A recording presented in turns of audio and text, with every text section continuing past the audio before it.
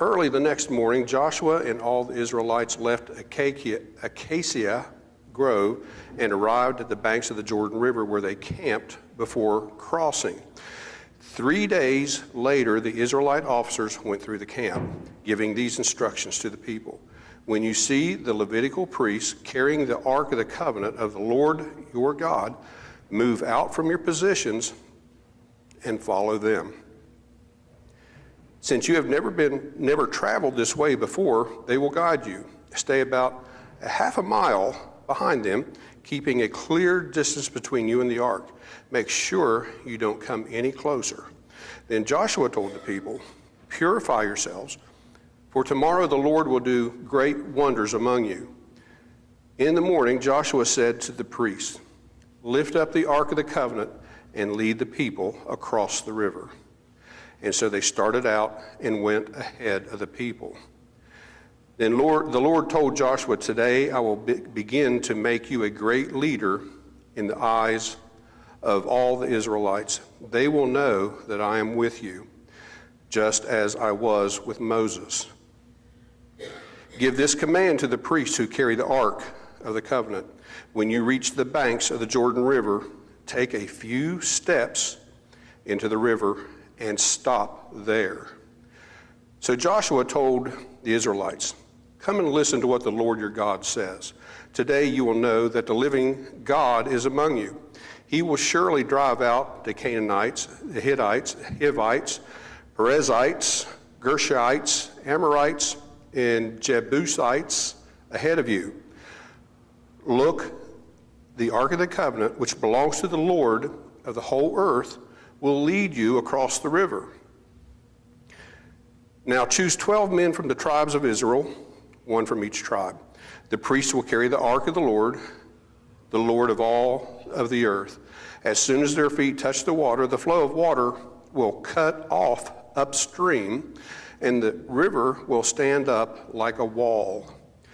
So the people left their camp to cross the Jordan, and the priests who were carrying the Ark of the Covenant went ahead of them.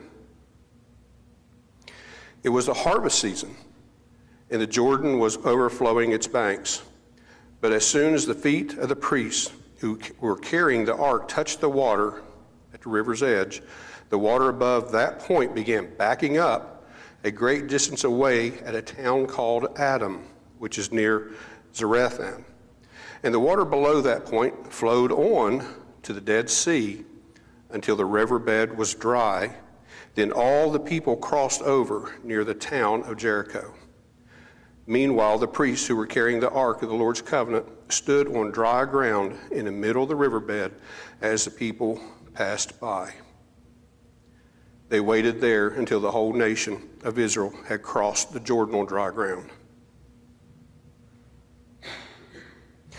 All right, so we're looking at a point in time where Israel is no longer wandering in the wilderness. They're no longer eating the manna from the desert, and they're not yet, though, in the promised land. They're not far away at all. They are camped beside the Jordan River. Joshua 3:1 tells us that they arrive there and lodge. They stay there. They camp there. And then verse 2 tells us they wait for 3 days. 3 days of looking at the river. Now, this is what really slowed me up in trying to study and find a lot of good information. 3 days of looking at a river. So you're thinking, what is the big deal of 3 days of standing there looking, camped alongside the river? Where else would you want to camp? Okay, what they had to look forward to was crossing to the other side. Now, if you remember back in those verses there, it did tell us that this was in the time of harvest, the harvest time. Somewhere, one of those verses. And that period of time, that time of the year, that's when the Jordan River, and still today, floods.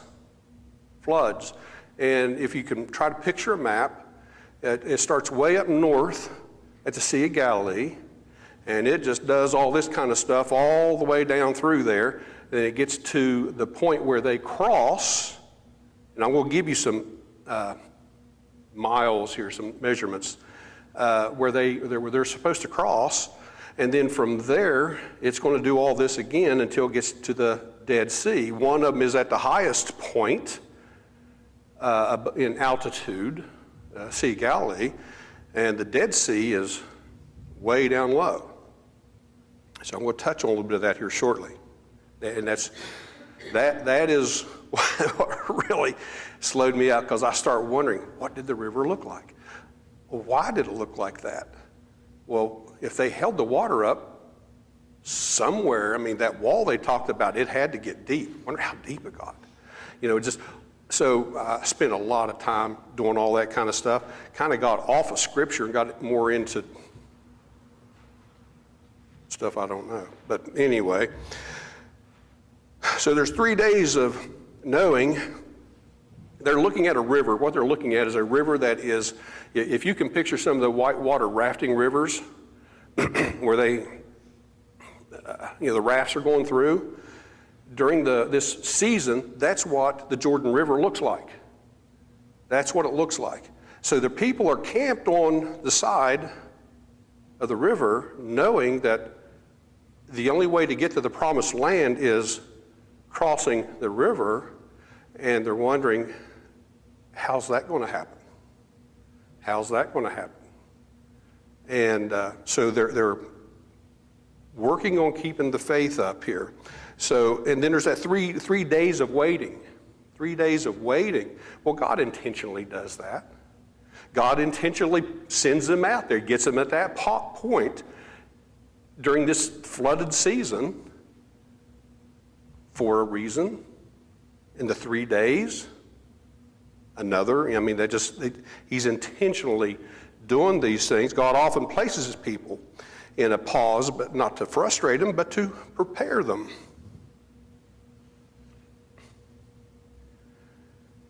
Joshua 3:4 tells us, as you have not passed this way before.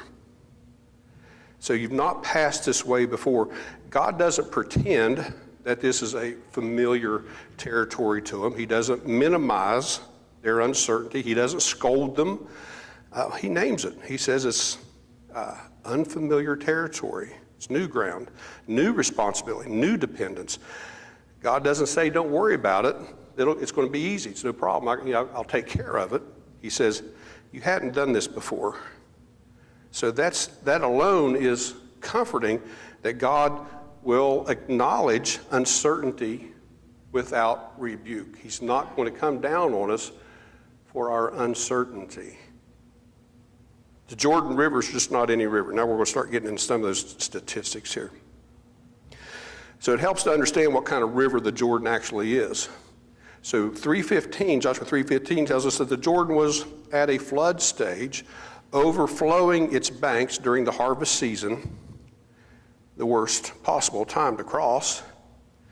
It's not wide like we picture like the Mississippi, but it's deceptive. Under normal conditions, it might be normally maybe 90 to 100 feet wide, but during the flood season, it's completely different. Flood season, it spreads well beyond the banks, filling an entire valley floor. Of course, there's going to be different widths at different spots as it's coming from the north. But the flood stage is even only part of the challenge to the people. The other part to that is it's almost like in that area, it's almost like a jungle. They have to, I guess in normal times, they've got to climb down through a mess of maybe rocks and all different types of plants I've never heard of before, but it's pretty dangerous, especially in the normal season, to try to get, a couple million people across there, children and all. Pretty dangerous. So right now the challenge is still a mess with the growth and rocks, things like this, but it's also at this flood stage, and the big difference here that you might picture with the whitewater rafting. A lot of times you'll see them rafting down the whitewater in West Virginia or Colorado or someplace like this, and there'll be some rocks sticking up, and they go around the rocks and water. It's maybe not quite as bad as what you see on some of them, but it's still really, really, it's rushing down. The altitude of where it's coming from and where it's going, it's going like this. So during the flood season, it's just going that much harder, that much faster. The very name of the Jordan River means the descender. The actual river length is 130 to 200 miles due to the extreme meandering it does coming down from the north. And from the Sea of Galilee to Adam, and you'll hear more, Adam is the spot where God actually blocks the water. That's not at the crossing. It's, I think, about 5 miles upstream is where the blocking is actually done. So from the Sea of Galilee to Adam, as a crow flies, is 40 to 42 miles. The actual river distance, they're saying, is probably nearly doubling that due to the winding. Then from Adam, from that point, from where the Lord will block the water to where they are crossing which was close to Jericho, is actually 15 to 20. I was thinking 5 miles, but it's 15 to 20 miles. So you've got Sea of Galilee, 80 miles in length or so, coming down to Adam, where the water will be stopped, and then, 15 to 20 is where it's going to be stopped. Now, the entire length distance, Galilee to the Dead Sea, something just doesn't look right here.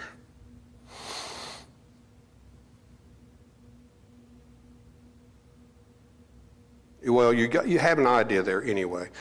The river drop, we have several miles in between each point. The Sea of Galilee to the Dead Sea, the river drops somewhere between 600 and 1,000 feet in elevation. So that downhill flow is very, very aggressive during this flood season. So it's certainly not calm water. It's not even a pretty water. It's muddy, churning water. The terrain is really bad. What else we got about the river here? Often described as a jungle, filled with dense reeds, brambles, tamarisk trees, and tangled undergrowth. The scripture tells us that this region was known for wild animals, including lions.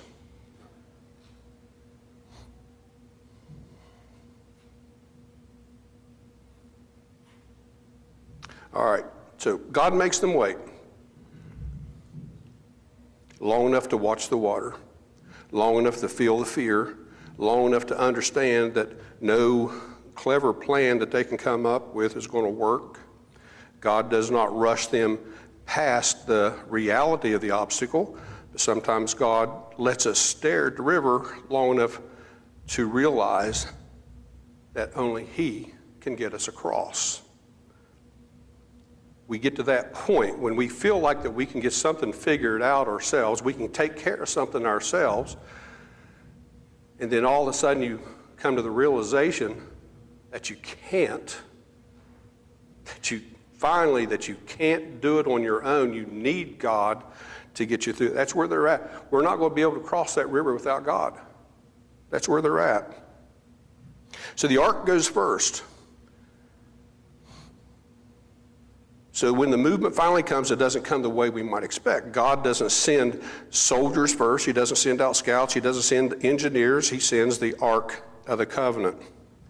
So the ark represented the presence of God, His throne among His people. It was carried on the shoulders of priests, not warriors. So what it's saying to us here is God's presence goes first. God says, I'll go first. I will be out there.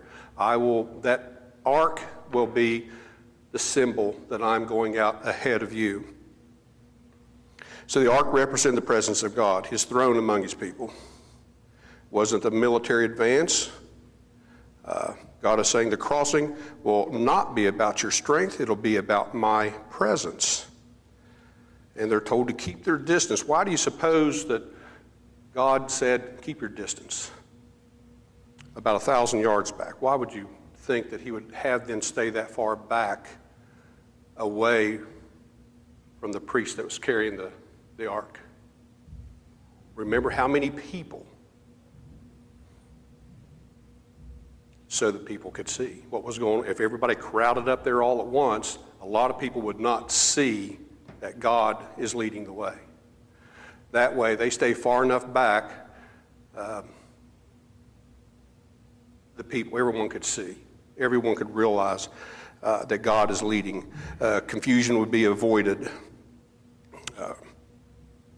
It's just clarity. It's not a separation, just clarity.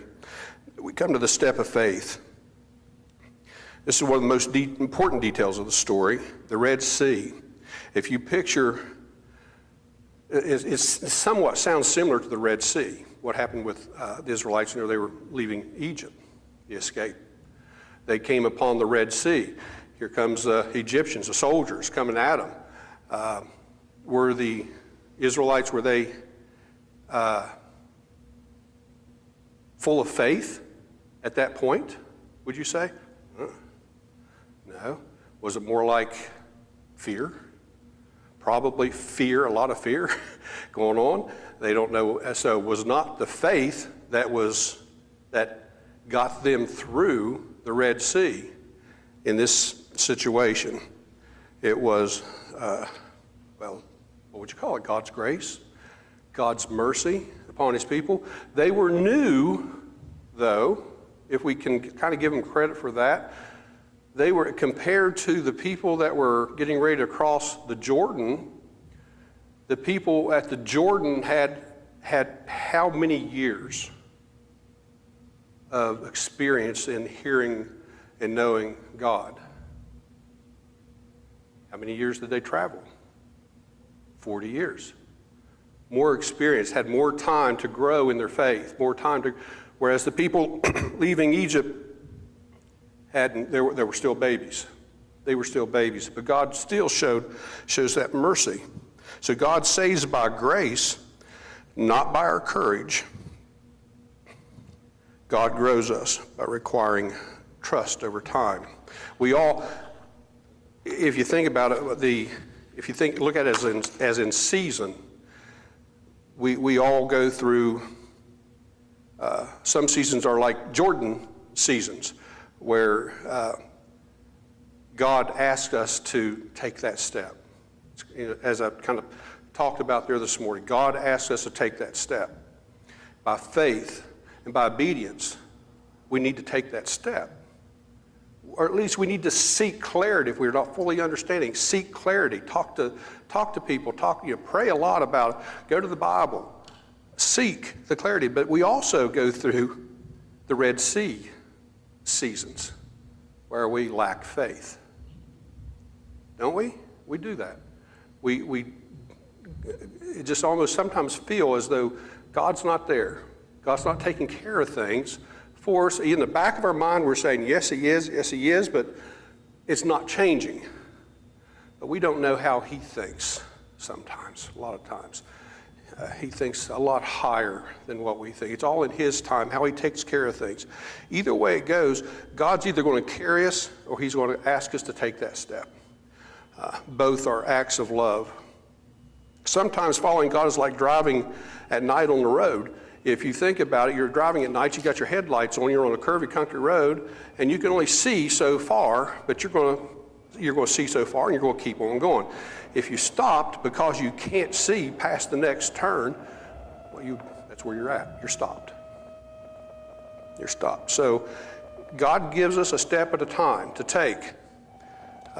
Sometimes he's got to carry us through that step. Maybe he's got to even push us. I don't know, but either way it goes, we can go through the Red Sea seasons and the Jordan seasons. Now, a parallel example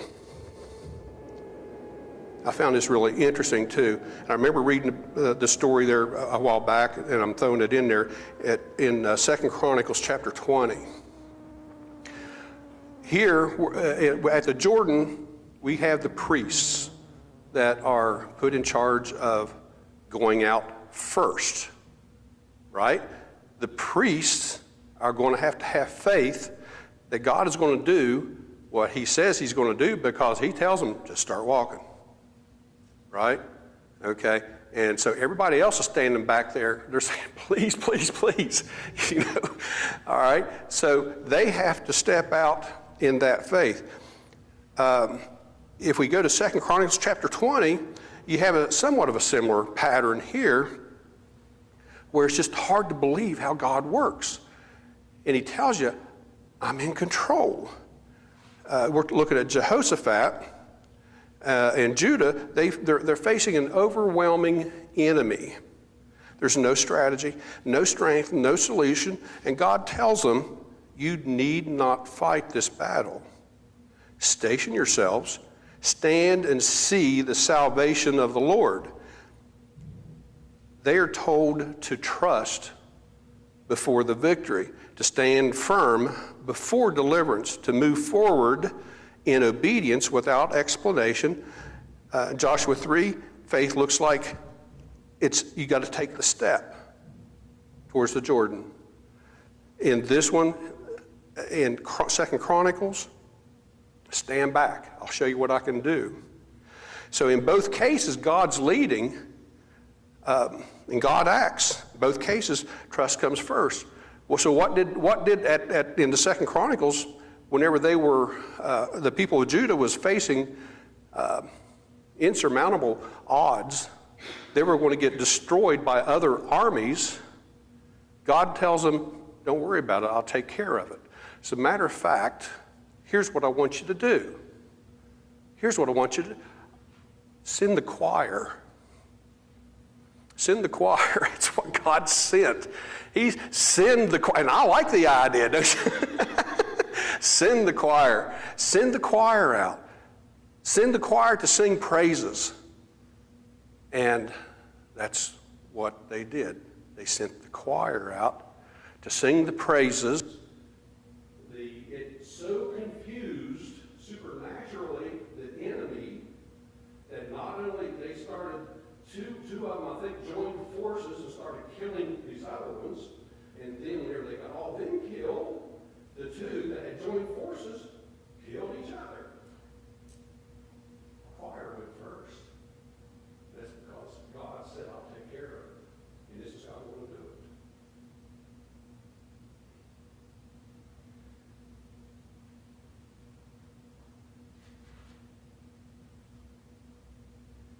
This is where, this is one where when you think that muddy, the river's muddy, it's when it might get muddy right here worse.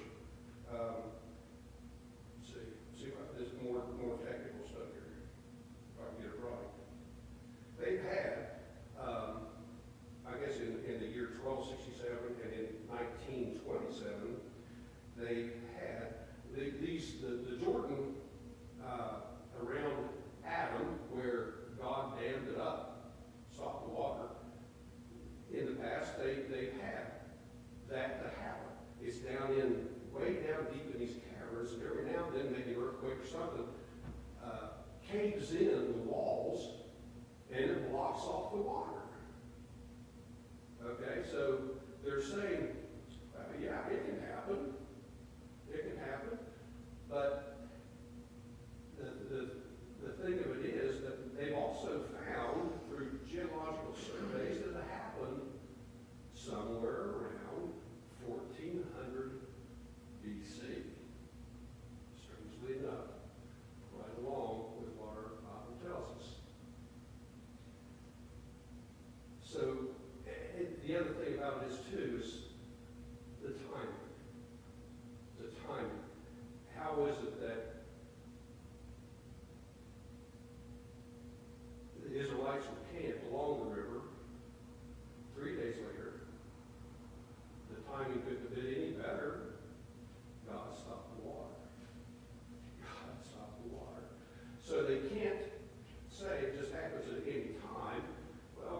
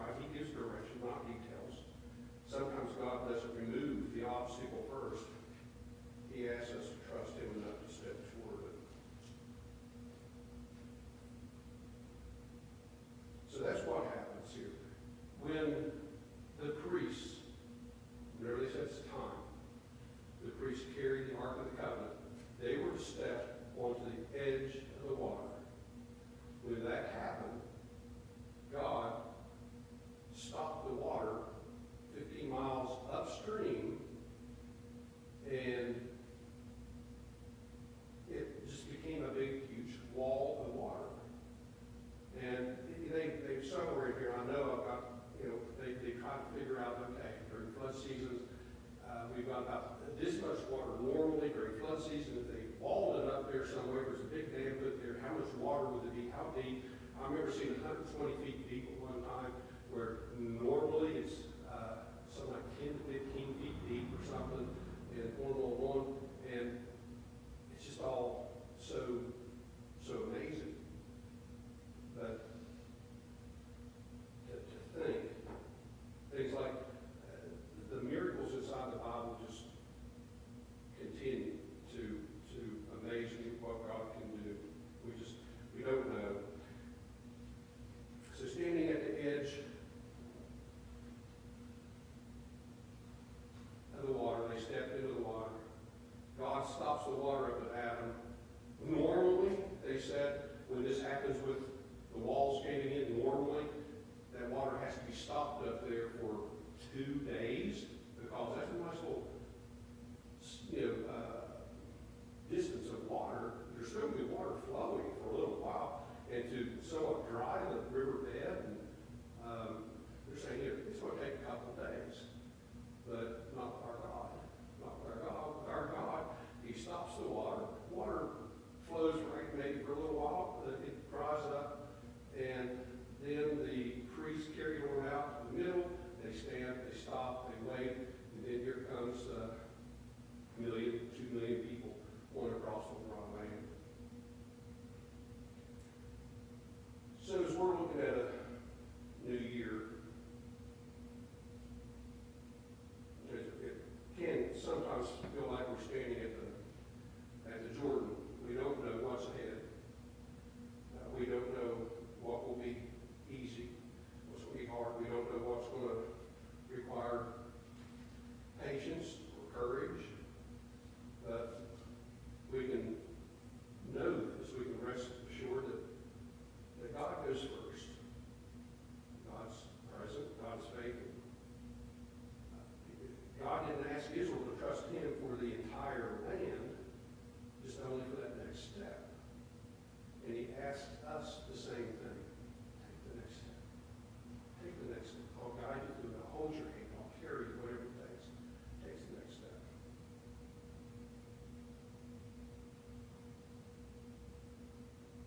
And I've got all kinds of stuff here. This is what I did. Wasting my time going through a lot of this stuff that might bore everybody else to death. 130 to 165 feet high limestone walls or something like this. The cliffs.